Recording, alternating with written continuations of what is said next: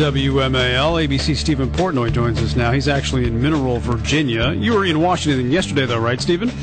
That's correct, Brian. I wasn't feeling too well yesterday. I actually took a sick day, and I had a bit of a bout of the stomach flu.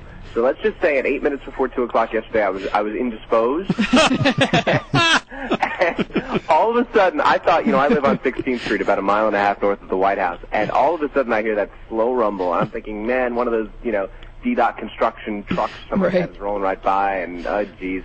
And then that rumbling started to get more intense, and the lights started to flicker, and I thought, oh my goodness, this is the real deal. Over the last 8 or 9 years I've lived in town, I've heard, I've seen the wire reports of, that magnitude 3 in the Cotton Mountains, or this, that, or the 4 out in rural Virginia. This is no big deal, but this might be one of those events. But then all of a sudden I thought, oh my goodness, this is serious. So I jumped in, leapt up, and went up to the doorwell, and waited for another 10 or 15 seconds, and it subsided. And then the sirens for about maybe, an hour and a half kept going off as people called 911 to report damage.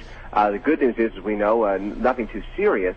But here at the epicenter in Mineral, Virginia, much the same. People deluging 911 with calls.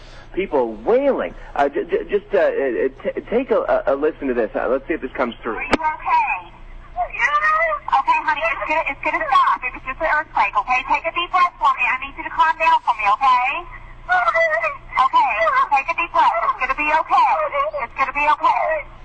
Basically, call after call after call, people calling just to express their concerns or their worries about the earthquake. Dispatchers don't know what to say other than just watch the news. Yeah, turn on the TV, listen to the radio. It would never, we were talking about that, I would never think to have called 911 unless my house had collapsed or was had on fire. A gas leak or something, I guess if you didn't figure out it was an earthquake, you want to be like, there's a bomb or something. Yeah, that's what when I would call. Stephen, how much actual damage do you see to the buildings around there in Mineral?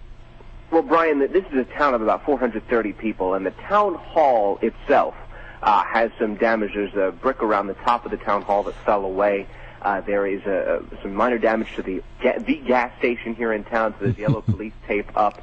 But otherwise, not much. The high school here is going to be closed because some ceiling tiles and other roof materials fell down. There's going to be walkthroughs of all these buildings. They want to make sure that the structural integrity is still intact. But otherwise, the story here is much the same as it is everywhere up and down the East Coast, and that is rattled nerves more than anything else. Yeah. Real quick, I know you got to go. There is a nuclear power plant there. What happened right after the earthquake? And I imagine everything's fine, right?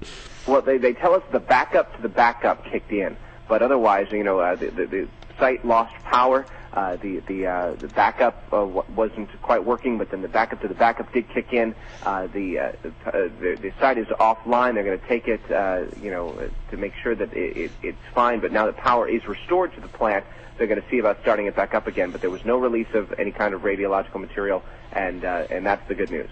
All right, Steve. Good news. And real quick, Mineral Restaurant, biscuits and gravy before you leave town. Yeah, that's a place to be. Thanks a lot. Delicious.